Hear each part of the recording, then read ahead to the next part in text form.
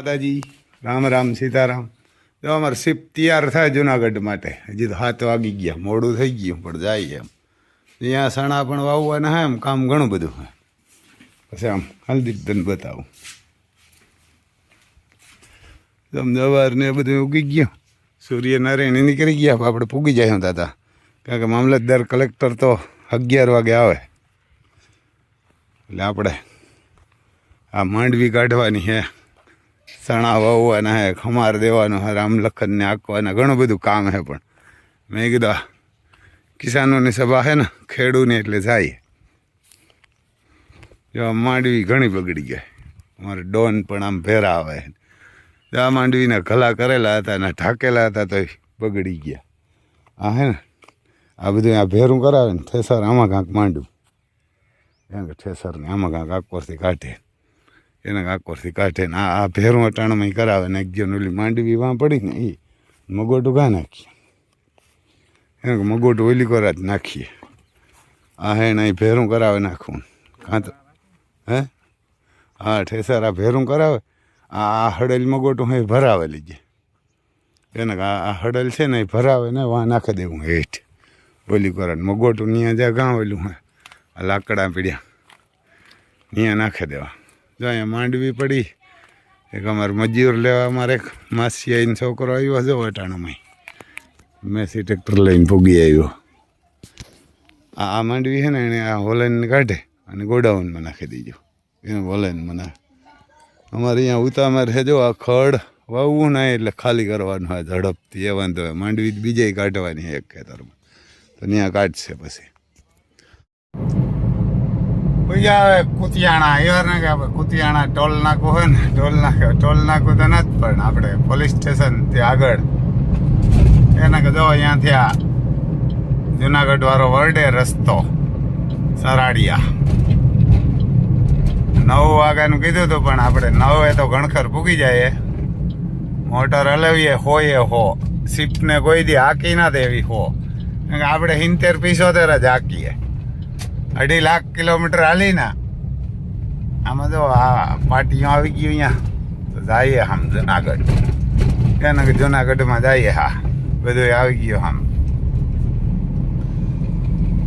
હરાડિયા પાટિયા જઈને આજ નાસ્તો કરવાનો વારો હીરામણનો આવ્યો નથી, કારણ કે સિંધવામાં રોટલા તો બની ગયા હતા.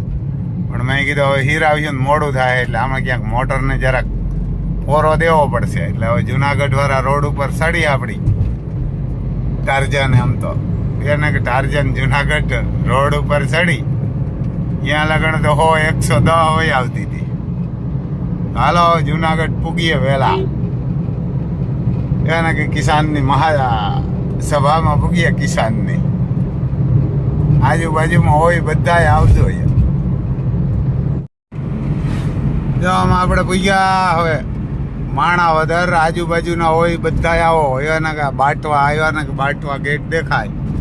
અને હમણાં પૂગશું 8:30 વાગ્યા, કારણ કે મામલતદાર કલેક્ટર કચેરી તો 11 વાગે ખુલે, એટલે 9 વાગ્યાનું પરેશ ગોસ્વામીએ કીધું. એટલે આપણે હજારું કામ મૂકીને આવ્યા. સણા વાવવાના મૂક્યા, ઠેસર હાલતું હતું, રામ લખનને આંકવાના હે. રામ લખન કોઈને જોડવા દેતા નથી, એને કે જોડવા દેતા નથી, જોડી દે તો હાલે. તો મેં કીધું સણામાં હમાર દેવાનો હતો, એ પણ મૂકીને આવ્યા. તો જ આપણે ખેડૂના દીકરા કહેવાય ને ખેડૂના પેટના કહેવાય. બાકી તો બધાયને કામ છે જ, કામ નથી એવું નહીં. મારે તો છોકરાય નાના હે, ખબર નથી પડતી. તોય મેં કીધું કે આપણે જાવું, કે આપણે તો ખેડૂના દીકરા હે. અને આ કરોડું અજબો રૂપિયા ઉદ્યોગપતિઓને દે દઈએ અને ખેડૂત નથી દેવા ભાજપ પર આવતું. આપણને એ વાંધો હે.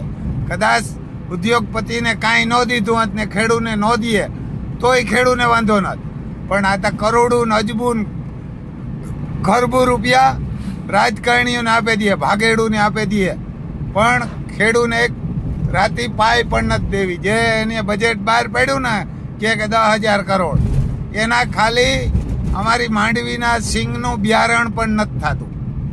એટલે બધાય જુનાગઢ આવો, આપણે આ શોર્ટ વિડીયો મૂકીએ ને આપણે અહીંયા પૂગવા આવ્યા. એટલે બધાય ખેડૂત હોય એ બધાય આવો. મુગલું ને અંગ્રેજોની ઓલાદ ને ભાજપ વાળા તો ન આવે, પણ તમે તો આવો, ખેડૂતો આવો ને, ખેડૂત છે. ત્યાં કોઈ આપ કે ભાજપ વાળા કે કોંગ્રેસ વાળા કોઈ ના આવતા, એની ખેસ પૂરીની ના આવતા, નકર ત્યાંથી કાઢી મૂક્યું યારના કે આવો બધા આવો ને. છેલ્લું ગામ હે પોરબંદર જિલ્લાનું દેવભૂમિ દ્વારકા ને બાજુમાં આટલા શનિદેવ પહેલું હે દેવભૂમિ દ્વારકાનું, અને મારું ગામ કુણોદર, તાલુકો જિલ્લો પોરબંદર. છેલ્લું ગામ પોરબંદર જિલ્લાનું હે. ત્યાંથી આવું 100 ને લગભગ 60 કિલોમીટર, 50 થી 60 કિલોમીટર થાય તો પણ આવ્યો. મજૂર છે વાડીએ, બધું કામ છે, ઘણું બધું કામ છે. સવારમાં કોઈ દી પણ હિરાવ્યા વગર ક્યાંય નીકળ્યો જ નથી, પણ આજ હિરાવવાનો વારો નથી આવ્યો અને આજ રોટલા ખાવાનો પણ વારો નથી આવ્યો. પણ મેં કીધું આપણને જાવું એક દી જે ખાલી માગે પરેશ ગોસ્વામી, અને એ આપણા માટે, તો તમે ન જાય તો આપણે પણ ખેડૂત નો કહેવાય. જય હિન્દ, જય કિસાન, જય ભારત. બધાય આવજો આ શોર્ટ વિડીયો જોઈ. પણ એની અંદર જો લખાણ હશે, નોટરી કરાવેલું હશે, કાયદા મુજબ હશે, એને પણ મળવાનું.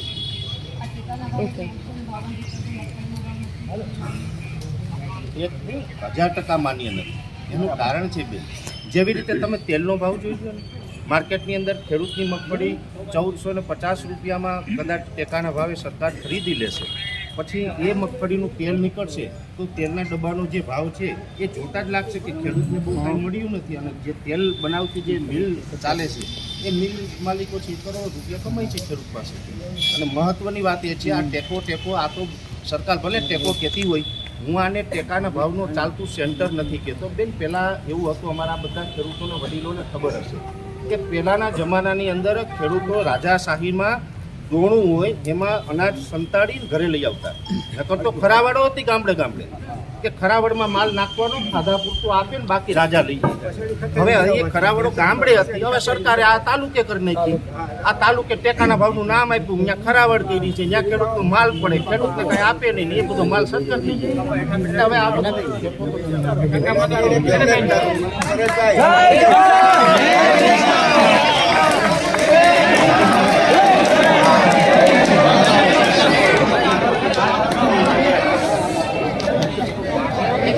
આપણે વાત કરીને કહીએ ભાઈ ધક્કાધક્કી ખેતી કરવામાં બધા મિત્રો બેસી જાઓ, ખેડૂત મિત્રો બધા નીચે બેસી જાઓ, બધાને ફરક મળશે. આપણે શાંતિપૂર્ણ રીતે બેસવાનું છે. બધા બેસી જાઓ, પાછળ નહીં જાવ કોઈ. હાલો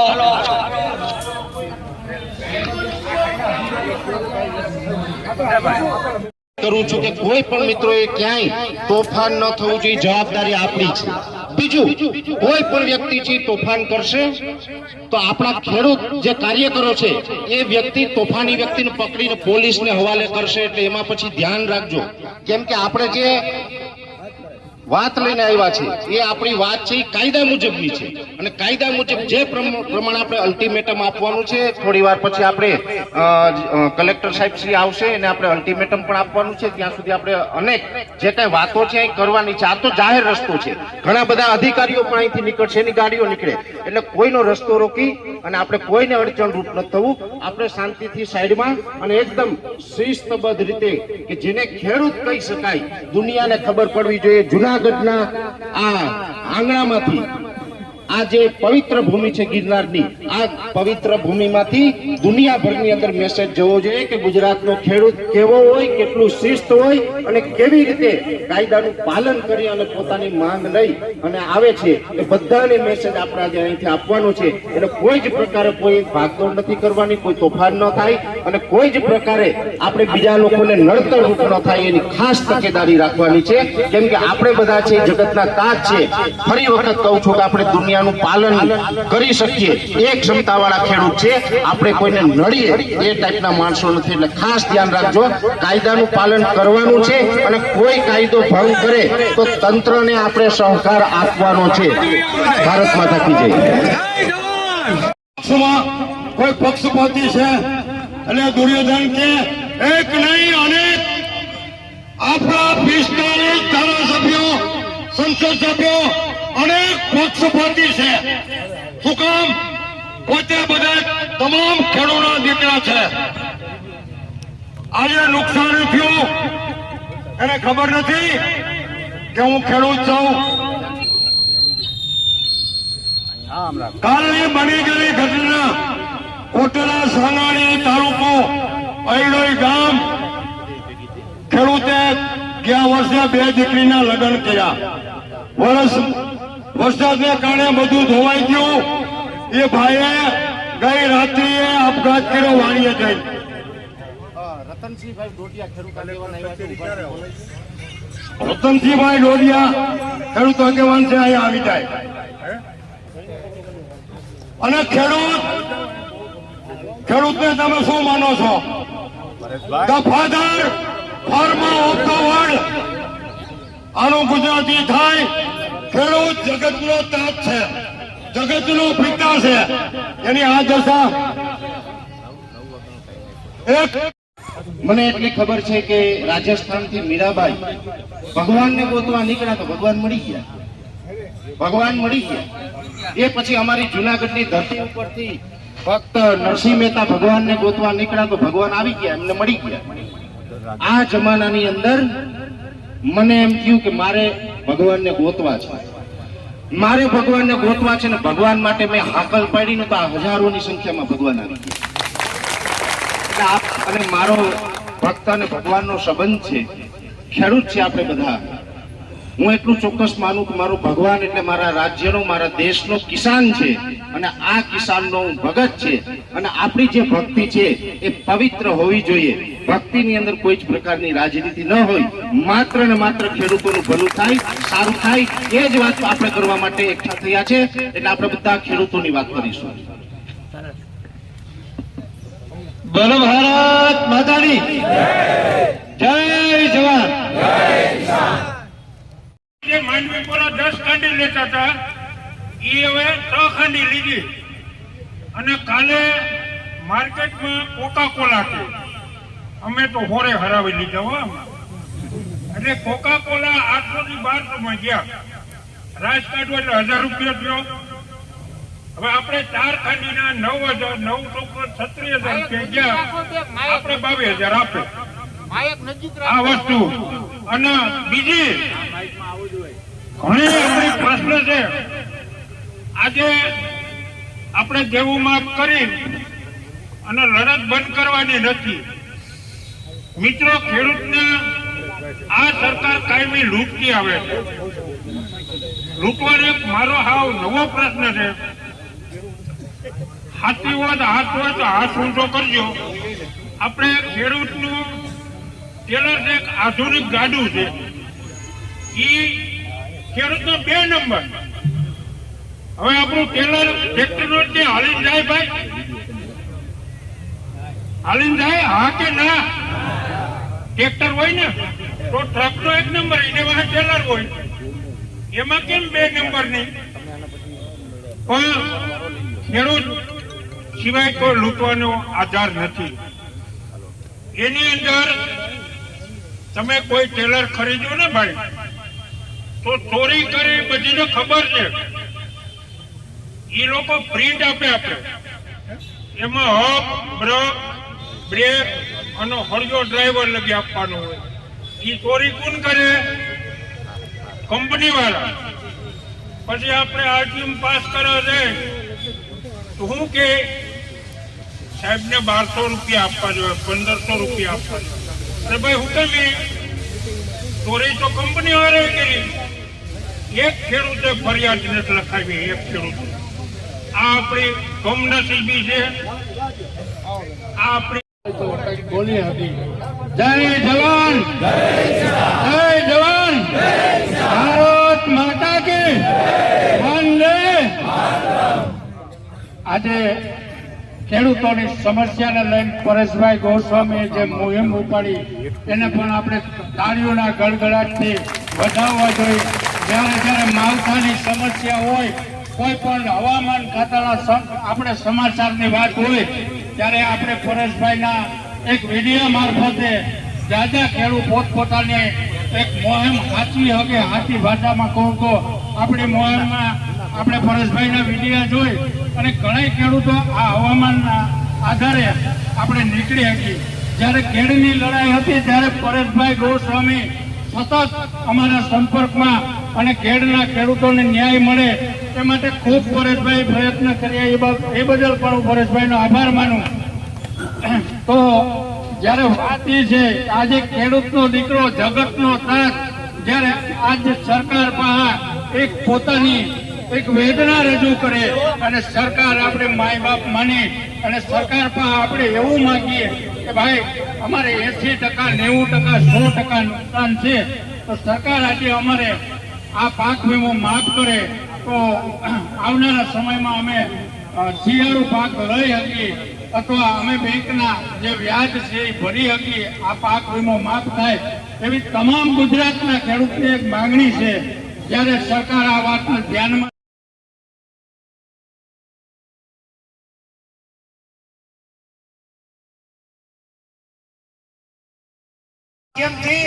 જેને દરરોજ સાંજે 8 વાગે સાંભળે છે એ સાંભળે છે એટલું નહીં, એમના શબ્દો ઝીલી અને ખેતીનું આયોજન કરે છે. પરેશભાઈ આજે એમ કે દાખલા તરીકે એમની આગાહીમાં કે આવતી 25 તારીખે માવઠું થવાનું છે, ત્યારે ખેડૂતો ખેતરના કામનું આયોજન કરે. મારે મગફળી ઉપાડી ગઈ હોય તો ઝડપથી ઘર ભેગી કરવી, ઉપાડવાની અનુકૂળતા ન હોય, મજૂર ન મળ્યા હોય તો એ 3 દિવસ લંબાવી દેવું. આવું સાંભળનારા દરરોજ ગુજરાતના 56 લાખ ખેડૂતો સાંજે 8 વાગે સાંભળી રહ્યા છે. એ આપણું નેતૃત્વ દેવા માફીનું કરવાના છે. ત્યારે ભાઈ શ્રી પરેશભાઈને એક જોરદાર તાલીમથી વધાવીએ અને આપણી માંગને હું હવે આપણા સમક્ષ મૂકું છું.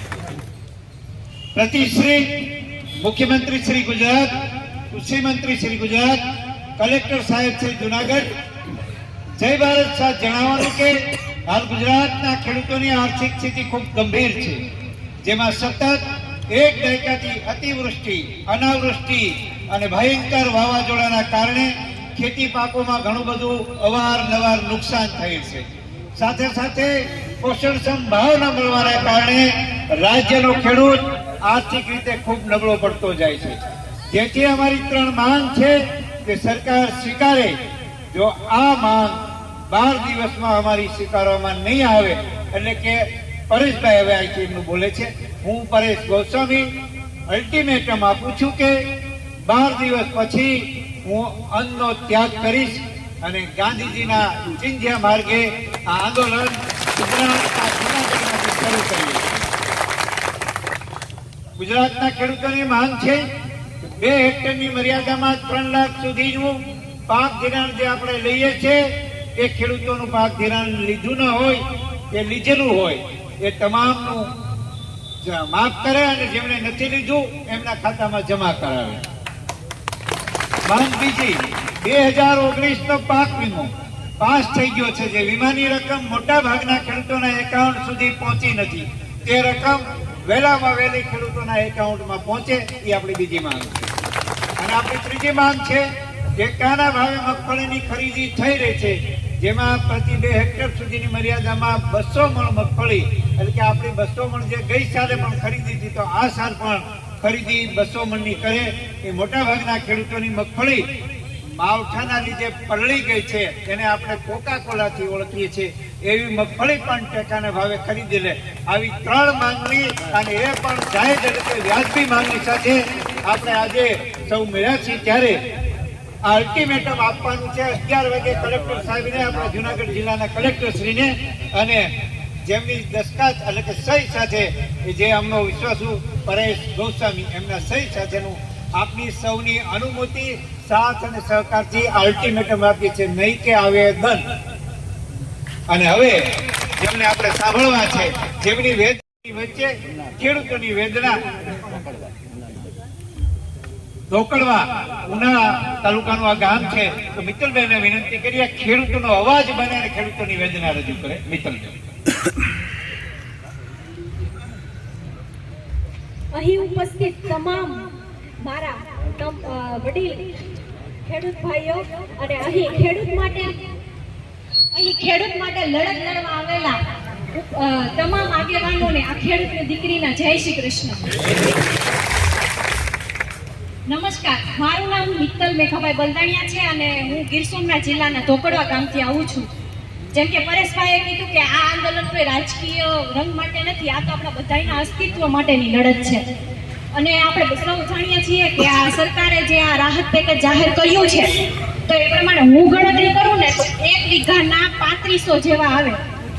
હવે આપણે બધાને ખબર જ છે કે 1 વીઘાનો ખર્ચો કેટલો આવે, 17 થી 20,000 તો ખર્ચો આવે, એટલી તો મને ખબર છે કારણ કે હું ખેડૂતની દીકરી છું. તો આ વાત સરકારને કેમ ખબર નથી પડતી કે એટલો ખર્ચો આવે છે, ક્યાં 17 થી 20,000 ને ક્યાં 3500? અને આ જે મોટી મોટી સંસ્થાઓ ખોલીને બેઠા છે એ કોઈને આ ખેડૂત માટે એટલી મોટી આફત આવી છે, એટલું મોટું નુકસાન થયું છે, તો એ કેમ નથી કાંઈ દેખાતું કોઈને? પછી આ જે એટલા અન્નદાતાનું અન્ન ખાય છે તો એ કેમ એને અસર નથી કરતું? આ જે મોટી મોટી હોસ્પિટલો ખોલીને બેઠા છે તો હોસ્પિટલ તો પછીની વાત આવી ગયો, મોટી મોટી યુનિવર્સિટીઓ પણ ઘણી બધી છે. 2-3% વાત કરતા યુનિવર્સિટીની વાત કરું તો એ લોકો કેમ નથી કહેતા કે આ વખતે ખેડૂતને એટલું નુકસાન થયું છે તો 1 સત્રની ફી ખેડૂતના દીકરા દીકરીને માફ કરીએ? એવું કોઈ વિચારતા નથી. એવો વિચાર તો કોઈને આવતો જ નથી કારણ કે ખેડૂત ઉપર કોઈને દયા છે જ નહીં. અને હોસ્પિટલની વાત, મોટા મોટા કલાકારો, ગુજરાતમાં જ આપણા મોટા મોટા કલાકારો ભેગા થયા છે તો કેમ કોઈ દિવસ કોઈ ખેડૂતોની વાત જ નથી કરતા? એ પણ ખેડૂતના દીકરા હશે ને, અને ન હોય તો ખેડૂતનું જ પકવેલું ખાય છે ને, કેમ એ કોઈને નથી દેખાતું? એ કેમ નથી સમજતા? અને આ જે મોટા મોટા રાજકીય નેતાઓને છે એ બધા આપણા મોટી મોટી સંસ્થાઓ, યુનિવર્સિટીઓ ને હોસ્પિટલો ને એ બધી એને ખુદ ઊભી કરી છે, એ પોતાના રોટલા શેકવા માટે ઊભી કરી છે. તો એ બધુંય જોઈને એને ખેડૂત માટે ખેડૂતના મત ઉપરથી જ આ બધા ઊભા થયા છે ને, તો એ કેમ નથી કોઈ વિચારતા કે આપણે પણ ખેડૂત માટે કંઈક કરવું જોઈએ, ખેડૂતના બધા સાચા પ્રશ્નોના આપણે ઉજાગર કરવા જોઈએ કે એમની આપણે મદદ કરવી જોઈએ? કેમ એ કાંઈ કોઈને દેખાતું જ નથી? અને આ બધાય જો સરકાર આ કાંઈ એકેય વાતનું નિરાકરણ નહીં આવે તો છેલ્લે આપણે બધાને જ કરવું પડશે કે આપણે પરિવારને પૂરતું થાય એટલું આપણે ખેતી કરવાની, ત્યારે સરકારને ખબર પડશે કે ખેડૂતની વેલ્યુ છે ને ત્યારે સમજાશે કે આપણે આપણા ઘર પૂરતી કરશે ને, બહાર જ્યારે આયાત કરવાનો સમય આવશે ને ખેતીનો કે ખેત પેદાશનો જેટલી વસ્તુ આપણે જે ઉગાડીએ છીએ ને એ બધું જ્યારે બહાર મોકલવાનો સમય આવશે ત્યારે ખબર પડશે કે ખેડૂતની વેલ્યુ શું છે. ખેડૂતોની મૂળ સમસ્યા મારે એક વાત કરવી છે. સામાન્ય રીતે એક સૂત્ર, આમ તો હું લેખક છું એટલે આવું બધું કરતો છું, સૂત્ર મારું બનાવેલું છે 4M. 4M એ આપણી સમસ્યા છે. એનો પહેલો M એટલે કે મોન્સૂન. મોન્સૂન એટલે હવામાનનો જે આ ડખો છે. છેલ્લા 7-8 વર્ષથી કમોસમી વરસાદ, અતિવૃષ્ટિ, વાવાઝોડું સ્વર્ગવાસમાં જગ્યા આપે અને એમના પરિવારને એક ઘા સહન કરવાની શક્તિ આવે એવી પ્રભુ પાસે પ્રાર્થના. મિત્રો, પોષણક્ષમ ભાવની વાત આવી ત્યારે અત્યારે વર્તમાન સમયમાં ગુજરાતની અંદર સરદાર પટેલ ન્યાય સમિતિ જ્યારથી ભાવ પાછળ પડી છે ત્યારની પ્રથમ બેઠકમાં ગુજરાતના કૃષિ મંત્રાલયે અમારી સાથે બેઠક કરી અને એ ભાવ કેવા હોવા જોઈએ અમે એમને કોષ્ટક સાથે આપ્યા. અત્યારે પરેશભાઈ ગૌસ્વામીએ જે આ ઝુંબેશ ઉપાડી છે 3 લાખ દેવા માફ થાય, અત્યારે વરદાન મળે અને આવતા દિવસોની અંદર ખેડૂત કરજવાન ન બને એવી આ 3 બુલંદ માંગ સાથે પોષણક્ષમ ભાવનો મુદ્દો પણ લીધો છે. મિત્રો, 1947માં દેશ આઝાદ થયો ત્યારે આપણો એગ્રીકલ્ચર ભાગીદારી જીડીપી ગ્રોથ 95% હતો. અત્યારે આપણી ભાગીદારી બહુ ટૂંકમાં હું વાત કરું છું, એ ભાગીદારી ગ્રોથ ઘટીને અત્યારે આપણો 70% આવી ગયો છે. જ્યારે 1975માં ડીઝલ 42 પૈસે 40 પૈસે લીટર હતું ત્યારે આપણે 1 મણ ઘઉંનો ભાવ 20 રૂપિયા હતો અને 4.5 મણ ઘઉં વેચતા હતા એટલે આપણે 200 લીટર ડીઝલ ભરીને વહી આવતા અને 160 રૂપિયા કર્મચારીનો પગાર હતો.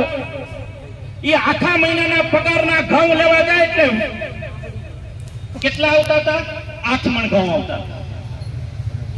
એ સમયમાં તોલાનો ભાવ 170 રૂપિયા, 8.5 મણ ઘઉં વેચે એટલે 1 તોલું સોનું આપણો ભાઈ લઈ આવતો હતો ને ત્યારે હોનાના બટન અહીંયા હાકરી વાળા હતા. અમે સરકારને એ કીધું પ્રથમ બેઠકમાં, કોષ્ટક સાથે અમારા સરદાર પટેલ ન્યાય સમિતિના મંત્રી ગિરીશભાઈ આવ્યા હોય તો જરાક આવે સ્ટેજ ઉપર. કોષ્ટક સાથે અમે કૃષિ મંત્રાલયને કીધું કે 1 મણ ઘઉંનો ભાવ 5,000 રૂપિયા વર્તમાન સમય પ્રમાણે,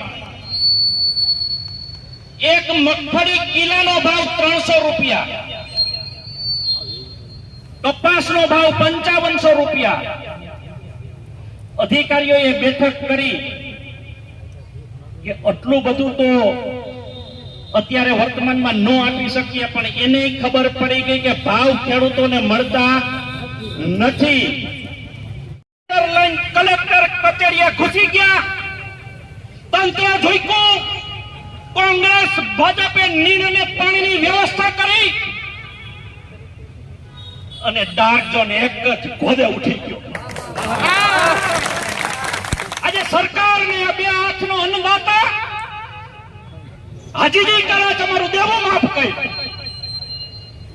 અરે અમે તો સરકારનો ગોદો ખમી હઈ ગયે, કુદરતનો ગોદો ખમી હઈ ગયે, પણ તું અમારી ગોદી નહીં ખમી. ભાવ જોઈ, માલના ભાવ જોઈ અને એક નીતિ સ્પષ્ટ કરે સરકાર. સંત સુરા અને સાવજની આ ધરતી છે અને આટલા બધા હાવજો આ ખેડૂતો અહીંયા ભેગા થયા છે ત્યારે પરેશભાઈ તમારા અભિયાન, આ ખેડૂતના અભિયાનને કોઈના બાપની તાકાત નથી કે રોકી શકે. આ તાકાત અહીંયા ભેગી થઈ છે. સરકાર પાસે આપણે માંગવાનું ના હોય મારા ખેડૂતો. મારે સરકારને કેવું છે કે આ જગતનો તાત છે, સૌનો બાપ છે. તમને એમ છે ને કે અમે હવના બાપ છીએ, પણ ભૂલી જાજો આ વોટર, આ ખેડૂત, આ અન્નદાતા તમારો બાપ છે, વાત સાબિત થાય છે. આ વાત મારે એટલા માટે કહેવી પડે કે દર વખતે માંગવાનું અને કઈ 4-5 મહિનાથી નથી માંગતા, વર્ષોથી માંગીએ છીએ. વર્ષોથી માંગવું પડે છે. આપણે ખેડૂતોના ભાવ માટે માંગવું પડે, જેટકોના થાંભલા નાખે, વીઘા કપાય એના માટે માંગવું પડે, રોડ રસ્તા કપાય એના માટે માંગવું પડે, પાણી અમારા ખેતરોમાં ગંધારા કેમિકલ વાળા આવે એના માટે માંગવું પડે, બધાય માટે અમારે માંગવું પડે. એટલા માટે મારા વડીલો, હવે આપણે આપણા મતની તાકાતને ઓળખવાની છે. વાત વધારે નથી, મારે એટલું જ કહેવાનું છે કે પરેશભાઈને સાંભળીશું, પણ છેલ્લે એટલું કહેશું કે આપણા દેવા માફ થવા જોઈએ. આપણી પાસે જે તાકાત છે એ તાકાતને ઓળખવાની જરૂર છે. આપણે પરમિશનની જરૂર નથી, આપણે કોઈ એવા કામ કરવાની પણ જરૂર નથી. આપણે કહેવાનું છે કે અમે ખેડૂત છીએ, અમારા થકી દેશ ચાલે છે, અમારા થકી જીવન ચાલે છે, અમે ખપી જવા માટે પણ તૈયાર છીએ અને સરકારને બતાવી દેવાનું છે. તો છેલ્લે હોકારો કરીને કયો બતાવીશું ને?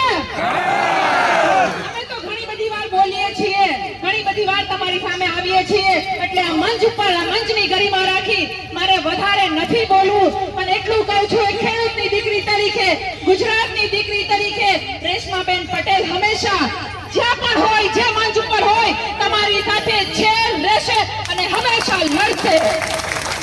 અંતમાં મારે એટલું કહેવું છે, અહીંયા મારી ઘણી બધી પત્રકાર બહેનો પણ છે, આ નાની એવી દીકરી છે, બહુ જૂજ દીકરીઓ બહાર આવે છે, બહુ જૂજ દીકરીઓ, બહુ જૂજ માતાઓ જાહેર જીવનમાં બહાર આવે છે, ત્યારે હંમેશા ગર્વથી કહું છું કે આપણા ઇતિહાસ બલિદાનનો પણ છે. ઘણી બધી માતાઓએ ઘણા બધા દીકરાઓને દાન દઈ દીધા છે, એ લોકોને આ લડાઈમાં બલિદાન દીધા છે. આવા માતાઓને પણ અમારો સંદેશ આપીજો કે આપણે લડવાનું છે, આપણે ઝાંસીની રાણી બનીને લડવાનું છે. એટલા માટે હંમેશા કહું છું કે બેટી મેં હિન્દુસ્તાન કી, ના ચલેગા કિસી કા જોર હમ પે, કાટ દેગે હર वो सर जो उठेगा मेरे खेडूत पे और जो उठेगा मेरे खेडूत के ओर. बोलो जय जवान, वंदे भारत माता की. धन्यवाद. जय हिंद, जय भारत. जय जवान. मैं तुम्हें अपना परिचय दे रहा हूं. मेरा नाम है भगवान लक्ष्मण कोदावला, मूल मारिया हटीना अमरापुर गिर। मित्रों, आपना आशीर्वाद थी, मारी माता बहनों दीकरी आई जे बेटी ना बधाना आशीर्वाद थी 1980 में हूँ भर्ती जतो અને દેશ માટે ત્રણ લડાઈ 3 લડેલા દેશ માટે। પેલો યુદ્ધ 1984 માં બ્લુ સ્ટારની લડાઈ લડી, ત્યાર પછી શ્રીલંકાની જાફના લડાઈ લડી, ત્યાર પછી કારગિલ અને દેશની અંદર જે અનવરત યુદ્ધ હતા, માઓવાદી આતંકવાદી અને ક્યાંય પણ બહાર આવે, ક્યાંય પણ વણાટ થાય તો મારી એમ છે 7 મેં ફર્સ્ટ ડોગરા, હું ફર્સ્ટ ડોગરા નો જવાન છું। ફર્સ્ટ ડોગરા એટલે હિન્દુસ્તાનની અંદર કાળતરો રાગ છે, કાળતરો રાગ। પાકિસ્તાન અને ચાઇના કાપે છે ડોગરા રજમેન્ટથી। તો આજે હું 3 લડાઈમાં આવું છું ભાઈ, જો હોય તો તમારા આશીર્વાદથી। અને આજે ખેડૂતો માટે હું મારી માંગો ટાકરો કિસાનનો પ્રમુખ છું અને પરેશભાઈ જયારે જાહેર કરી ત્યારે મિત્રો મારું ઘણું બે ગયું। આજે હું 1 અઠવાડિયા માર્યા તળોએ ગામડા ગામને પ્રચાર કરું છું, ઘરે ઘરે જઈને મેં કીધું જુનાગઢ પધારો। આ જગતનો અન્નદાતા, જગતનો બાપ, જગતનો ખેડૂત આત્મહત્યા કરી રહ્યો છે આ વર્તમાન સરકારના ત્રાસથી। માટે મારી હિમાયત છે કોઈ આત્મહત્યા ન કરે, કોઈ પણ મુસીબત હોય તો તમારી પાછળ આ પાર્ટી બેઠી છે। જય જવાન, જય કિસાન। ખૂબ ખૂબ આભાર આપણા। निर्विघ्नं करुदेव में सर्व कार्येषु सर्वदा। ओम नमः पार्वती पति हर हर महादेव। મજામાં આપણે 2-3 મિનિટ વાત કરવી છે અને એ વાતની શરૂઆત પહેલા ખેડૂતોના દુશ્મન આ રાક્ષસોને સદબુદ્ધિ આવે એના માટે 2 મિનિટ રામધૂન બોલીએ અને આ રામધૂન એને સદબુદ્ધિ આવે એ માટે અર્પણ। બોલો, છો તૈયાર? હરે રામ હરે રામ રામ રામ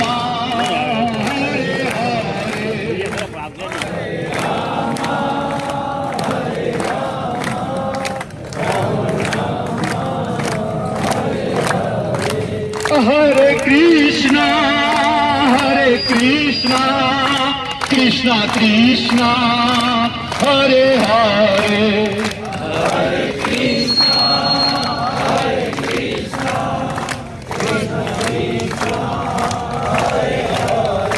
લોકો વેમમાં છે, વેમમાં કે અમારી પાસે શહેરોના મત છે, પણ એને કહેજો કે શહેરોનું જે સ્ટાર્ટર છે ને, જે મેઇન સ્વિચ છે ને, એ ગામડામાં છે, ગામડામાં છે, ગામડામાં। અને તમે અને હું મારે ન કહેવું જોઈએ પણ કહું, જો આ માણસની સાથે ન રહ્યા, અરે મારા બાપ દીકરો, એનો બાપ જયારે દીકરાની સગાઈ કરે ને તો એમાં એનો સ્વાર્થ હોય છે, ભાઈ ભાઈને મદદ કરે ને તો કઈ એનો સ્વાર્થ હોય છે। મારે ના કહેવું જોઈએ, કહીએ અમે આવ્યા, અમે બોલીએ, તમને સાંભળવું ગમે, થનગનાટ થાય, હા કે ના? અમારો પણ ક્યાંક સ્વાર્થ છે કે કાલ સવારે મોકો મળે તો 27 માં લડી નાખીએ તો આ બધું કામ આવે, હા કે ના? એક આ પરેશભાઈ ઉભા થાવ, આ એક મરદનો દીકરો એવો છે, આ મરદનો દીકરો એવો છે જેને જાહેરમાં કહ્યું છે કે ચૂંટણાની 1, 2 ને 3 મારો ખેડૂત એ મારો ભગવાન છે। બધા જેવું કોઈ આગ પ્રગટાવે એટલે પોતપોતાની રીતે બકડિયા લઈને આવી જાય। હું ઢોકરા પકવી લઉં, કોઈ ભજીયા પકવી લે, મારે આવી મીડિયા છે નહીં તો અઘરી તમારી તો તમે આ પકવી લો, આ પકવી લો, આ નહીં, એ આગ યજ્ઞની છે, એ આગ યજ્ઞની છે। અને એટલા માટે 2 હાથ અને ત્રીજું માથું કરીને વિનંતી કરું છું કે ચૂંટણી આવે ત્યારે કબડ્ડી રમજો કબડ્ડી. અને કોઈ બીજેપી નો ભાઈ તમારી પાસે આવે તો એને કહેજો કે જે ધર્મના નામે તમે વાતો કરો છો તો રામ તત્વમાં જે રહેલું છે એ આ જીવતો જાગતો ભગવાન, આ ખેડૂત, આ જગતના તાતનો ના થાય, એ કોઈનો ના થાય. બાકી ભાષણો થાય અને તાળીઓ પડે એનાથી વાત નહીં પતે. જ્યારે જ્યારે આવા પરેશ બાપુ જેવા અવાજ બુલંદ કરે તમને અમને બધાને ક્યાંક આટીમાં આવીએ તો જેટલી ગાળો દેવી હોય એટલી દેજો, પણ આ નિસ્વાર્થ ભાવે ખેડૂત માટે નીકળો છે એ પાછો પડશે ને તો તમને મને પાપ લાગશે, પાપ લાગશે. બસ વિશેષ કઈ નથી કહેવું. આપણા બધાના કલ્યાણ માટે અને સરકારને સદબુદ્ધિ માટે ભોળાનાથને યાદ કરીને મારી વાત પૂરી કરું છું. ઓમ નમઃ પાર્વતી પતિ હર હર મહાદેવ. ખાતેદાર ખેડૂત હોય અને એ ખાતેદાર ખેડૂતના દીકરાઓને એના મા બાપનું ભરણ પોષણ કરવું પડે. આ પરિસ્થિતિ આ દેશમાં જે થઈ છે એને બદલવા માટે આપણે સૌએ આવનારા સમયની અંદર સંગઠિત થઈને લડતો કરવી પડશે. લડતો વગર ઉધાર નથી.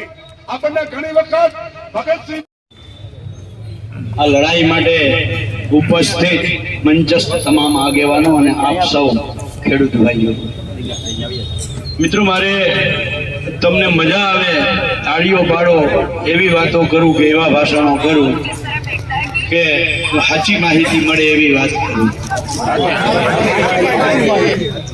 કારણ કે પરેશભાઈ મારો સ્વભાવ રહ્યો છે, હું કોંગ્રેસમાં છું, એમાં કોઈ ક્યારેય મેં ના નથી પાડી, પણ મેં કાયમી કહ્યું છે કે હું ખેડૂતના ઘરે જન્મો છું તો મારો પહેલું કામ, મારી પહેલી ફરજ મારી પાર્ટી ના હોય તો ખેડૂત. અને જ્યારે બિન રાજકીય લડત હોય ત્યારે હું કાયમી કહું છું કે પાર્ટીનો ખેસ અને પાર્ટીના વિચાર બંને મારે જોડા ઉતારું ત્યાં ઉતારીને આવવું જોઈએ. મિત્રો, આજ આટલી જ સંખ્યામાં જે આપણે અહીંયા છીએ, આજ કોઈ રાજકીય પક્ષની મીટિંગમાં હોય તો શું હોય ખબર? એને વ્યવસ્થિત રીતે ખુરશીઓમાં એરેન્જ કર્યા હોય. સમજો, વચ્ચેથી આ ઝાડવું છે, આ ઝાડવું છે, એવી રીતે પડદો કરી દીધો અને પછી લાંબી લચક ખુરશીઓ ગોઠવી દઈએ. હોય 500 જ ખુરશી, પણ કેમેરો આમ લાંબે સુધી દેખાય. અને પછી કે જો આ ભીડ અમારી, જો મેં મેદની ઉમટી પડી. આ રાજકીય પાર્ટીઓ કરે છે. સરકારે સાંજમાં સમજવું જોઈએ. ગઈકાલે પરેશભાઈનો ફોન આવ્યો, બાપુ કરશનભાઈ, મન કે પાલભાઈ આપણે વાં ઝાંસીના પૂતળા હતી ને અને પોલીસે ના પાડી દીધી. પીઆઈ સાહેબ છે ને મેં ફોન કર્યો તો મન કે રૂબરૂ આવી જાઓ. હું દ્વારકા નાયાને રૂબરૂ મળવા આવું.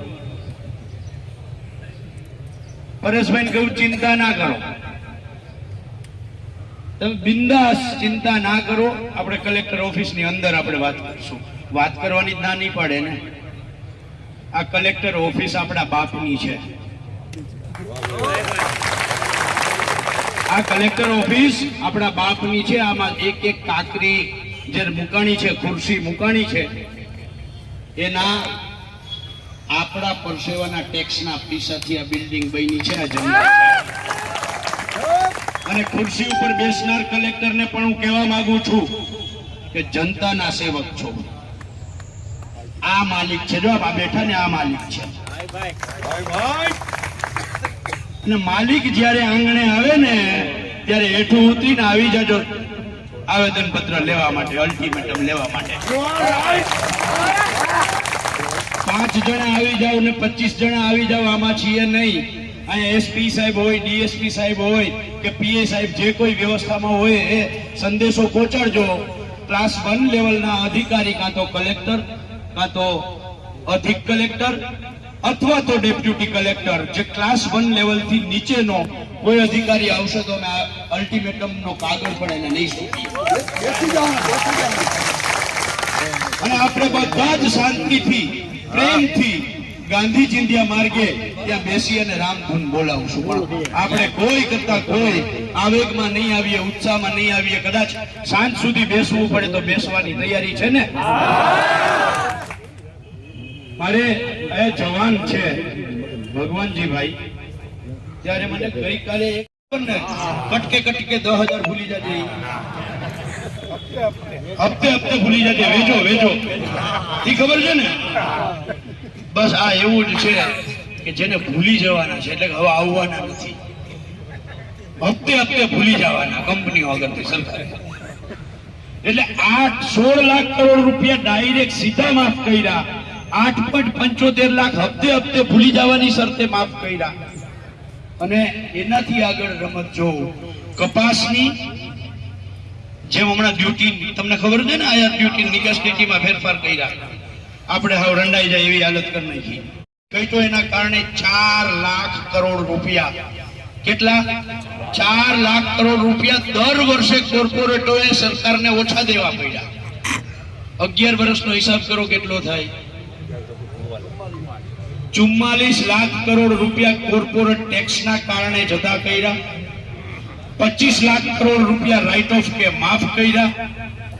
ટોટલ 69 લાખ કરોડ રૂપિયા આ સરકારે 5-25 ઉદ્યોગપતિઓની ફેવરમાં જતા કર્યા. એની સામે ગુજરાતના 56 લાખ ખેડૂતોનું માત્ર દેવું 96,000 કરોડ છે, તો હું કામ માફ ના કર્યું?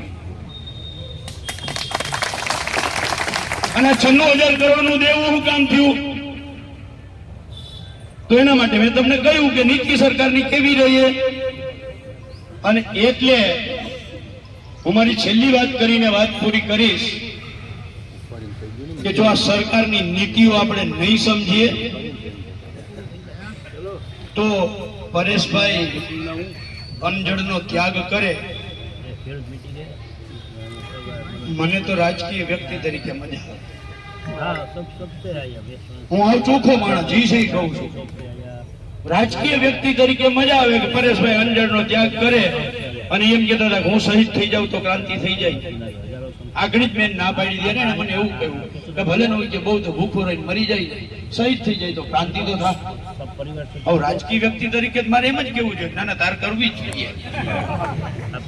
કેવું જોઈએ કે ના કેવું જોઈએ?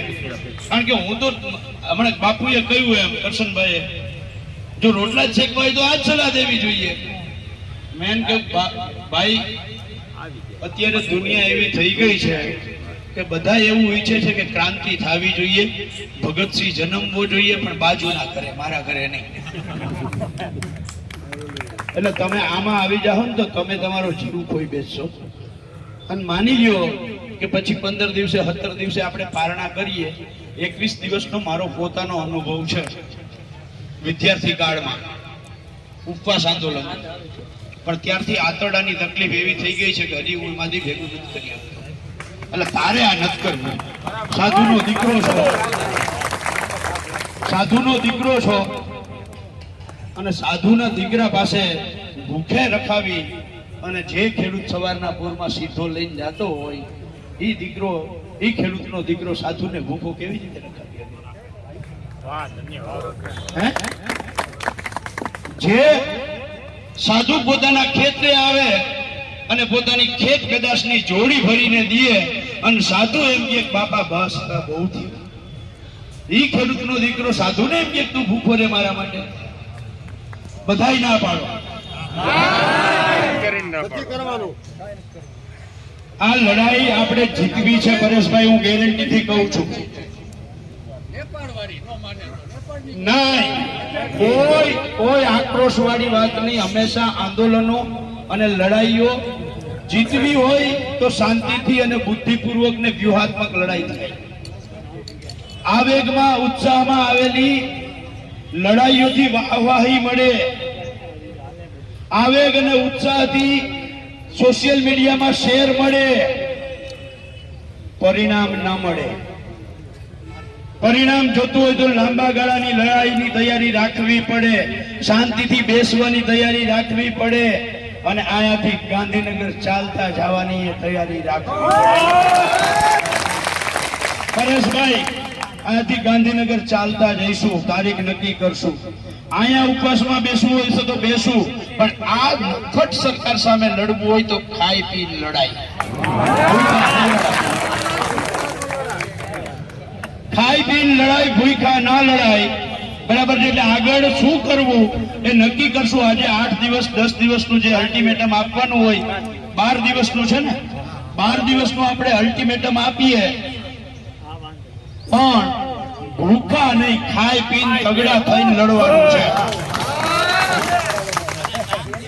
ધરતી હમારી માતા, અરે ધરતી સે ક્યાં નાતા હૈ, ધરતી હમારી માતા હૈ. Thank you. જય જવાન, જય કિસાન, જય જગત. 35 વર્ષ જૂનો પ્રશ્ન ઉકેલો. એની 7/12 માં લખાયેલું હતું કે તમે દેવાદાર છો, અને એ કોઈ ખર્ચામાં જવાના કારણોમાં આપણે નથી પડતા, પણ લાભ પાંચમના દિવસે એ 290 ખેડૂતને દેવા મુક્ત કર્યા. એવા જ જુનાગઢ તાલુકાના અહીંયા નજીકના 4 ગામ છે, પ્રભાતપુર, સેમરાળા અને બાદલપુર અને સાંકળાવદર. આ 4 ગામના ખેડૂતોને પ્રતિ હેક્ટર 11,000 રૂપિયા, 2 હોય તો 22, 3 હોય તો 33, 4 હોય તો 44,000 રૂપિયા એક ઉદ્યોગપતિ આપ્યા. અને 4 ગામના સંપૂર્ણ ખેડૂતોને, આ 2 ખેડૂત એટલે કે એક અશોકભાઈ ઘીરાવાળા અને દિનેશભાઈ કુંભાણીને એકવાર જોરદાર તાલીઓ સાથે ઉચ્ચારણ કરીને આપણને ઉદ્યોગપતિઓને અભિનંદન આપવા છે. અને મારે વાત એટલા માટે 1 મિનિટ કરવી છે, પછી પરેશભાઈ જે સૂચના આપે એ મુજબ આગળ વધવું છે. બધાવતી અપીલ કરીએ છીએ. અને હવે પરેશભાઈને આપણે સંપૂર્ણ એમના માત્ર કોઈને આમાં ફોન નથી કર્યો. પરેશભાઈ માત્ર સોશિયલ મીડિયાના માધ્યમથી અપીલ કરી કે ગુજરાતના ખેડૂતોનું દેવું માફ પાડવાની જુનાગઢ મેલીને કેમ ખાવું, ટોચોમાં ટાંકણું લઈ ભાઈ ઘડવૈયા મારે ઠાકોરજી ન થાવું. એટલે ભાઈ પરેશભાઈ મને ખબર નહીં, મેં તો વ્યક્તિગત ફોન કરેલો, તમારે ત્યાં કાર્યક્રમ ચાલુ હશે કે નહીં એ આઈડિયા નથી, પણ મારી એક વિનંતી હતી કે આપણે ભૂખ્યા રહ્યો ને તો ધરાયેલાને ખબર ન પડે ભૂખની હું કિંમત. ભૂખ તો એને આપણે ભૂખા રહેશું તો એને આપણી કદર લેતા એના રોટલા હરામ ન કરી નાખીએ જે હરામ થયા હોય. એટલે આપણી વાત જગતના તાતની જે વાત છે એ વાતમાં લેશ માત્ર કાંઈ ખોટું નથી. માટે આપણે બધાએ ભૂખા રહેવું કે પરેશાન થવું એના કરતા તમે શક્તિ બચાવો અને એ શક્તિનો સત્માર્ગે ઉપયોગ કરો તો થાય. આ તો ધર્મ યુદ્ધ છે. આમાં કઈ જેવું તેવું હાલેલી 60 લોકોને હરાવવા હોય તો સૈનિક જેવી તાકાત જોઈએ, એ જેમાં વગર ના આવે. માટે આપણે સરકારને જે ભાષામાં સમજે, જો પહેલા આપણે આપણી ભાષામાં વાત કરીએ અને પછી આપણી ભાષા ન સમજે એને એની ભાષામાં વાત કરીએ. નરેન્દ્ર મોદી કે છે જે સમજે એ ભાષામાં વાત કરવી, તો આપણે એની ભાષામાં વાત કરીએ. એટલે આ તમારી અર્થાત આ તો આપણી કહેવાય, તમારી પણ નહીં, આપણી લડત છે. સમજે, આ કિસાનોની લડત નથી, મજૂરોની લડત નથી, આ કોઈ બેરોજગારોની લડત નથી, શ્રમિકોની લડત નથી. આ તો ગુજરાતની લડત છે ને આપણી પોતાની છે. અને આપણી લડત છે એટલે આપણે હું કહેવા માંગુ છું કે સત્યમેવ જયતે આપણો કોઈ મલિન ઈરાદો નથી, કોઈ બગાવતની વાત નથી, પણ આપણી હકની વાત છે. અને હક કોઈથી ભીખ માંગવાથી ન મળે. હક તો હંમેશા છાતી ઉપર બેહીને લેવાનું હોય. માટે સરકાર એની રીતે જે કરવું ઘટે એ કરી લે એ તો ઠીક છે. હવે એની પાસે અત્યારે સામ દામ દંડ ભેદ બધું છે, તો એ એની રીતે જે કરવું એ કરી લે, આપણને કોઈ વાંધો નથી. તો આયલા કરે વારા પરથી વારો અને મેં પછી આજે એનો વખત એ કરી લેશે, આ જનતાનો વખત અત્યારે જનતા કરી લેશે. પણ મારી તો અમસ્તી મેં ફોન કરેલો, મને ખબર હતી આ કાર્યક્રમ તો મેં કીધું હશે જ, કારણ કે મને ખબર હતી કે કંઈક નથી મંજૂરી મળીને વગેરે વગેરે. મેં પરેશભાઈને ફોન એટલા માટે કરેલો, પાલભાઈને એટલા માટે કર્યો અને પ્રવીણભાઈ આસોદરિયાને એટલા માટે ફોન કરેલો કે જો બને તો એવું કેવું કે આ ભૂખ હડતાલ આપણે જે માનીએ છીએ ને આપણે અન્ન જળ ત્યાગ ન કરવો. જે લોકો હરામ ખાયા છે એના રોટલા અપડાવી દેવાના. એટલે ખાલી તમે બધા ભાઈઓ ભેગા થયા છો અને હવે તો હું જોઈ શકું છું વિડીયો કોલિંગથી, પણ બહુ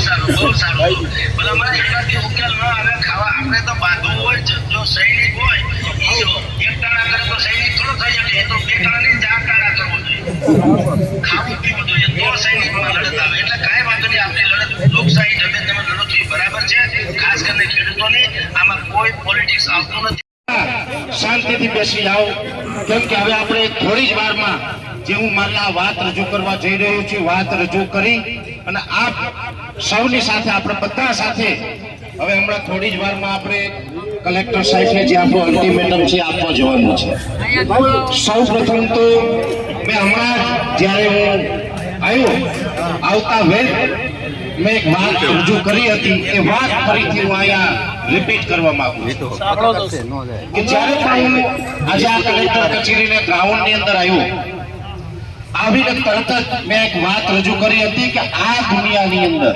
એમાં પણ ભારત દેશની ધરતી તો કાંઈક વિશ્વની અંદર અલગ છે અને અલગ માટીના બનેલા આ ભારતના માનવીઓ છે આપણે બધા અને આ ધરતી ઉપર જ્યારે જે પણ કાંઈ આપણે ગોતવા નીકળ્યા ને એ બધું જ આપણે મળ્યું છે ત્યારે મેં બે ત્રણ ઉદાહરણ મેં આપ્યા પ્રવીણભાઈ ઉદાહરણ એવું હતું કે રાજસ્થાનની ધરતીમાંથી મીરાબાઈ ભગવાનને ગોતવા નીકળે એટલે મીરાબાઈને ભગવાન મળી ગયા આપણે બધા જ આ જાણીએ છીએ એવી જ રીતે આ જુનાગઢની ધરતી કે જુનાગઢની ધરતીની અંદર અનેક વિભૂતિઓ એવી આ ગિરનારની ગોદમાં બેઠી છે કે જ્યાં આજે વિજ્ઞાન પણ ટૂંકવું પડે વિજ્ઞાનની તાકાત નથી કે જે ગિરનારની અંદર જે તપસ્યા ચાલી રહી છે ને એનું સંશોધન કરી શકે એવી વિભૂતિઓ જો આ ગિરનારની ગોદમાં બેઠી હોય અને આ ગિરનારની ધરતી ઉપરથી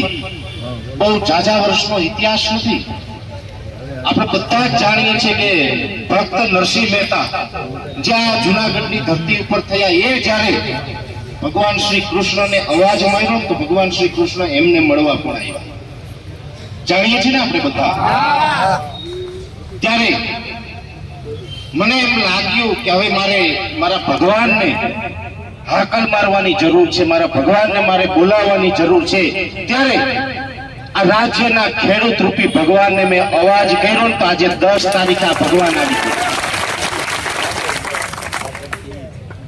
આ ધરતી ઉપરથી હું આ પધારેલા રાજ્યના ખૂણે ખૂણેથી જે કિસાન ભાઈઓ આપણા ખેડૂતો છે આ તમામ ખેડૂત ભાઈ છે એની સાથે મારે ભક્ત અને ભગવાનનો સંબંધ છે હું એક સેવક બની અને જ્યાં સુધી જીવું ત્યાં સુધી આ મારા ગુજરાતનું કંઈક ભલું કરી શકું હિત કરી શકું એ દિશામાં કામ કરતો રહેવાનો છે એટલે સૌ પ્રથમ તો ગુજરાતના તમામ ખેડૂત ભાઈઓને મારા નતમસ્તક વંદન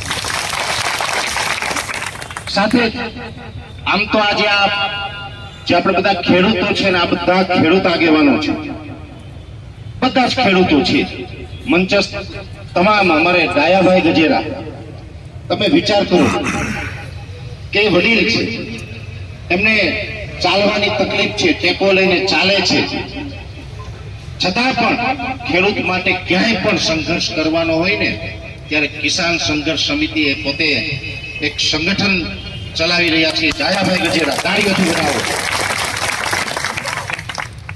મિત્રો એવી જ રીતે ખેડૂત માટે ક્યાંય પણ લડવાનું હોય ત્યારે પાલભાઈની હાજરી હોય કમલેશભાઈ પાનસુરિયા હોય રાજુભાઈ હોય હરેશભાઈ સાવલિયા હોય એવી જ રીતે કરશનદાસ બાપુ ભાદરકા છે રેશમાબેન છે અને આ ધરતીના એક રત્ન કહી શકાય જેને ભૂદેવ કહીએ એવા આ જુનાગઢના માજી ધારાસભ્ય ભીખા બાપા પણ આપણી વચ્ચે વધારેલા છે ભૂદેવને પણ તાળીઓથી વધાવો ભીખા બાપા પણ હંમેશા ગમે ત્યાં ક્યાંય અન્યાય થતો હોય તો એ લડવામાં બધાની સાથે હોય છે એનો સાથ સહકાર હોય છે એવા અલગ અલગ રીતે જે આપણે લડીએ છીએ ત્યારે અમારે ઘેરમાં કાંઈ પણ હોય ને એટલે કરશનભાઈ સોલંકીને યાદ કરીએ અને હું તમને એટલું કહું કે ખેડૂતોને જ્યારે અમે યાદ કરીએ ત્યારે અલગ અલગ જવાબદારી અમારે ક્યાંય પણ આપવી પડતી હોય છે ક્યાંય હોય કે જુનાગઢ વિસ્તારની અંદર હોય ત્યારે ગમે એવડી જવાબદારી આપીએ ને કે જેમાં કદાચ જીવનું જોખમ ઊભું થાય ને તો પણ 1 મિનિટ વિચાર કર્યા વગર ઈ જવાબદારી લઈ અને અમને ખંભેથી ખંભો મિલાવી અને જે અમારી સાથે ઊભી રહી ને એ આ કરશનભાઈ ખેડૂત છે. એવા જ અમારે આમ તો અહીંયા જુનાગઢ બાયપાસ નું આંદોલન થયું હતું. તમને બધાને ખબર છે કે જે જમીનો માટે લડ્યા હતા ખેડૂતો.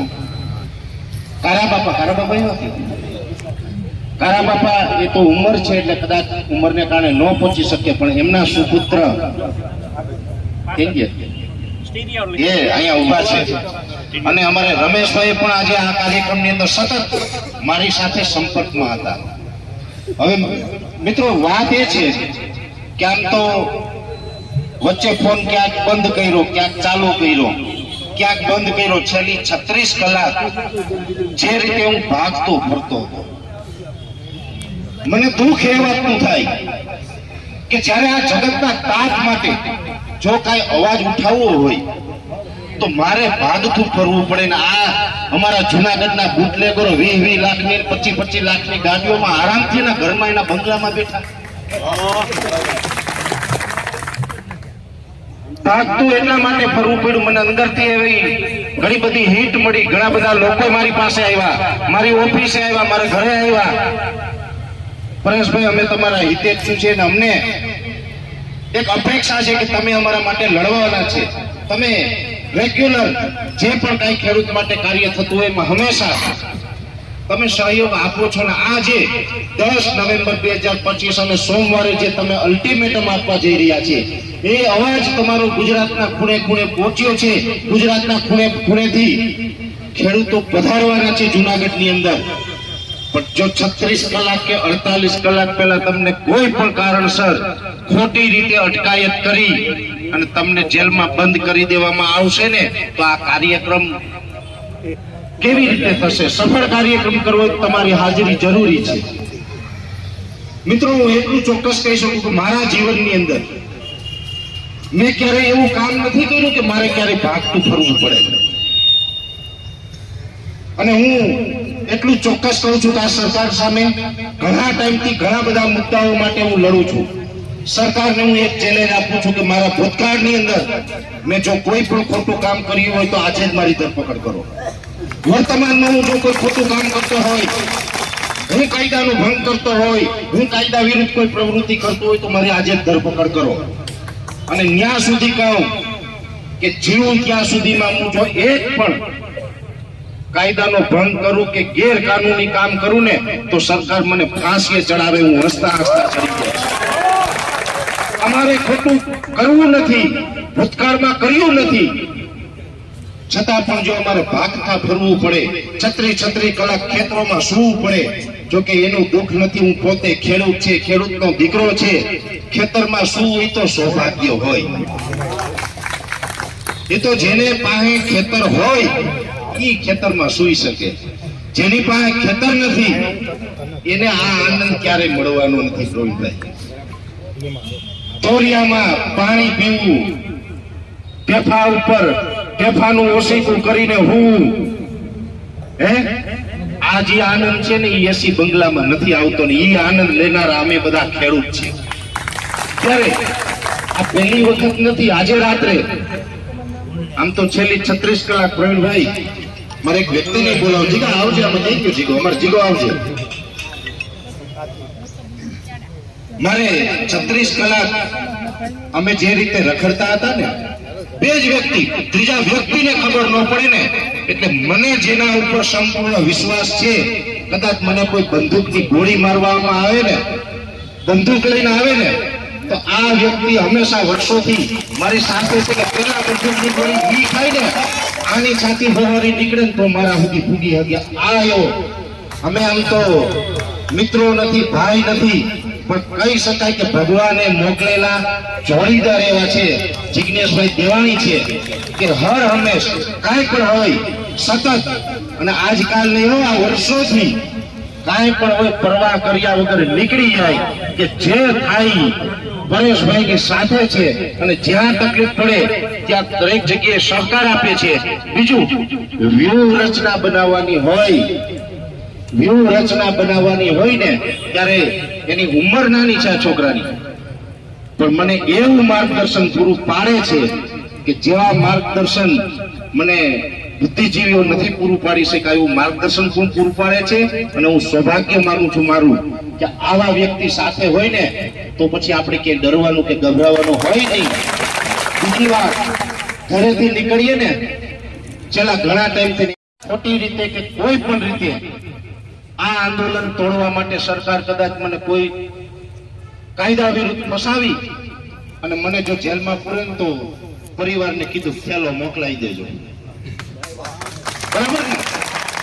એટલે થેલો એક તૈયાર રાખ્યો છે અને પરિવારને જ્યારે કહીએ ને કે ભાઈ હવે 2-4 દિવસ આ રીતે જોખમ છે તો મારે થોડુંક કાર્યક્રમમાં હાજરી અપાઈ ને એટલા માટે ઘર છોડીને બીજે રખડવું પડશે. એટલે મને પૂછે કે કોણ જાવ છો, એટલે મેં કીધું હું છે ને અમારે જિજ્ઞેશ દેવાણી જીગો છે. એટલે મારો પરિવાર પણ એકદમ નિશ્ચિત થઈ જાય કે ભાઈ જીગો છે એટલે કોઈ ચિંતા નથી, એ અમારા પરેશને એમ કેમ પાછો લઈ આવશે આ વિશ્વાસ સાથે. અને બીજું બધા છે જ, આપણો બધો પરિવાર છે, પણ અમે આજે ખેતરમાં સૂતા હતા અને જે જંગલમાં અહીંથી આગળ 25-30 કિલોમીટર આગળ મેંદડાથી આગળ અમે જંગલમાં સૂતા હતા, સામે સિંહ ડણક દેતા હતા અને એમાંય અમારે એવું મેસેજ મળ્યો કે તમે જે વાડીએ સૂતા ને ત્યાંથી ફરી જાઓ 2-5 કિલોમીટર આગળ, એવો અમને મેસેજ મળ્યો. એટલે અમે જાતા હતા દીપડા ને હામ આ બે થઈ ગઈ રાતે. આ બધું હવે કષ્ટ વેઠી ધન્યવાદ જિજ્ઞેશ અને હવાર પાડી અને ભાઈ મને અહીં સુધી પહોંચાડી ગયો. અને અહીં પછી તમે બધા હતા એટલે મેં કહી દીધું કે હવે કોઈની માઈ હવા હેર હું જ નથી ખાતી. હવે આપણે મહત્વનું એ છે કે આ જે આપણે લડતની શરૂઆત આ અલ્ટિમેટમની અંદર જે પ્રમાણે કાયદા મુજબ આપણે લડવાનું છે, આ લડાઈ છે આપણી એક દિવસની નથી, આ લડાઈ આપણી એક દિવસની નથી.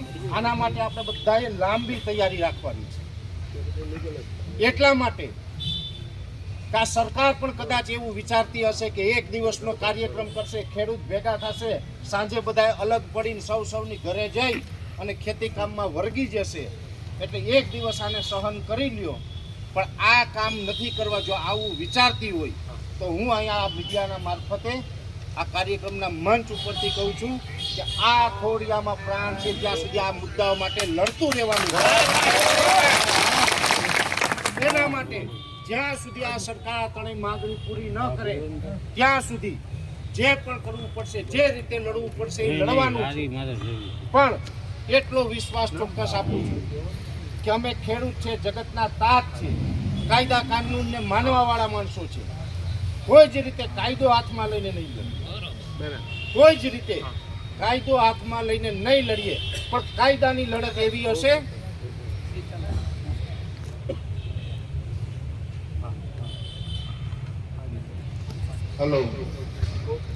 કાયદાની લડત એવી હશે કે જેની અંદર જો દિલ્હીનું સિંહાસન હલાવી ન દઉં ને તો મને તમે યાદ કરો. બીજી વાત છે, હું કોઈ પક્ષ પાર્ટીને માનવા વાળો માણસ નથી, હું મારા ખેડૂતને માનવા વાળો માણસ છે. કદાચ સરકારને કે કોઈ સરકારના સમર્થકોને એવું ક્યાંય ખૂણે ખાંચે મનમાં હોય કે પરેશ ગોસ્વામી અત્યારે ખેડૂતનું આંદોલન લઈને નીકળ્યો છે, ખેડૂતોને ભેગા કરે છે, ગામડે ગામડે જાય છે, કદાચ પરેશ ગોસ્વામીને ચૂંટણી લડવાની ઈચ્છા હશે, આવું તમને ઘણા કહેતા હશે કે ને. હું એના માટે હનુમાનજી નથી કે છાતી ચીરીને બતાવું, પણ એટલું કહી શકું પરેશ ગોસ્વામી આ લોકશાહીની અંદર તાલુકા પંચાયત હોય કે ગ્રામ પંચાયત હોય કે જિલ્લા પંચાયત હોય કે વિધાનસભા હોય કે લોકસભા હોય કે કોઈ સહકારી ચૂંટણીઓ હોય, એક પણ પ્રકારની ચૂંટણી પરેશ ગોસ્વામી લડે ને તેથી માનજો કે આ સાધુમાં કઈક ફેર છે. હું કઈ ચૂંટણી લડવા વાળો માણસ નથી, રાજકારણનો માણસ નથી, રાજકારણનો માણસ નથી ને એટલે તો ક્યારેક અમે એવું બોલીએ ને ઘણા લોકોને તકલીફ પડે, પણ જે સત્ય હશે ને દરેકની સામે બોલવામાં આવશે. ખેડૂત માટે જન્મ લીધો છે ને ખેડૂત માટે મરી જવાનું છે. એટલે આપણો આ હેતુ છે એ સંપૂર્ણપણે આ ત્રણ મુદ્દા જે બેનરમાં પણ છે, આ અલ્ટિમેટમ મારા હાથમાં છે. એ અલ્ટિમેટમ ની અંદર પણ આપણે આ 3 મુદ્દા લીધા છે અને ફરીથી હું તમને એ મુદ્દા છે ફરીથી એક વખત યાદ કરાવું. પહેલો મુદ્દો એ કે ગુજરાતના ખેડૂત જે પાક ધિરાણ ઉઠાવે છે, આપણે પાક ધિરાણ લઈએ છીએ 2 હેક્ટરની મર્યાદામાં 3 લાખ રૂપિયા, જે આમ તો કહેવામાં આવે છે 0%. જોકે આની અંદર સિસ્ટમ એવી હોય અને છે કે 0% એટલે કે પહેલા તો જે 3 લાખ રૂપિયા છે એ આપણે એની સમય મર્યાદામાં ભરવા પડે. તો આપણે સમય મર્યાદા વટાવીને ભરીએ તો ના મળે. સમય મર્યાદામાં એ ભરવા પડે અને એ ભરીએ ત્યારે આપણે 7% વ્યાજ ઓલરેડી બેંકને આપી દેવું. હવે જે 7% વ્યાજ આપણે બેંકોને આપીએ પછી સરકાર એવું કહે છે કે પાછળથી 3% કેન્દ્ર સરકાર આપણા ખાતામાં જમા કરે અને 4% રાજ્ય સરકાર. એ 3% કેન્દ્ર સરકારે ઘણી જગ્યાએ જમા કર્યા એવા મને પાસબુકમાં એન્ટ્રીઓ જોવા મળી. પણ જે રાજ્ય સરકારે 4% જમા કરવાના હોય એની રાહતી ભાઈ આખા ગુજરાતના એક પણ ખેડૂતને નથી. અને એ જે રકમ જ્યારથી પણ આ ખેડૂતોની બાકી છે એ તમામ રકમ છે એ બેન્કિંગ વ્યાજ સાથે મારા ખેડૂતને મળવી જોઈએ. બેન્કિંગ વ્યાજ સાથે. કેમ કે અમે લેટ પેમેન્ટ ભરીએ ને ડાયાભાઈ તો આ ખેડૂત પાસેથી પેનલ્ટી લે છે, તો કાયદો ખેડૂતને લાગે તો એને કેમ નહીં. પાક ધિરાણ એને 0% નો જે રેગ્યુલર ક્રાઇટેરિયા છે એ મુજબ એમાં ન્યાય થાય. બીજા નંબરની અંદર 3 લાખ રૂપિયા સુધીનું જે પાક ધિરાણ છે એ ગુજરાતના કોઈ પણ જિલ્લામાં હોય કે કોઈ પણ ગામની અંદર ખેડૂત હોય જેણે 3 લાખ રૂપિયા સુધીનું પાક ધિરાણ લીધેલું હોય એ તમામ ખેડૂતનું પાક ધિરાણ સરકાર માફ કરે. આ આપણી માંગણી છે. હવે ઘણા ખેડૂત ભાઈઓ એવા હશે કે જેણે પાક ધિરાણ નથી લીધું. ન લેવા પાછળ પણ ઘણા બધા કારણ હોય. મોટા ભાગે મેં ઘણા એવા કારણ જોયા છે. સંયુક્ત ખાતા હોય, સંયુક્ત ખાતાની અંદર જેટલાના નામ હોય બધાએ સહી કરવી પડે બેંકે આવીને તો એ ઉઠાવી શકે. હવે ઘણા છે આપણા સ્વજન છે ક્યાંક બહાર હોય, કેમ કે ગામડાની અંદર ખેતીમાંથી બધાનું ગુજરાન ચાલતું નથી, બધાનું ભરણ પોષણ ન કરી શકાય, તો એવી પરિસ્થિતિ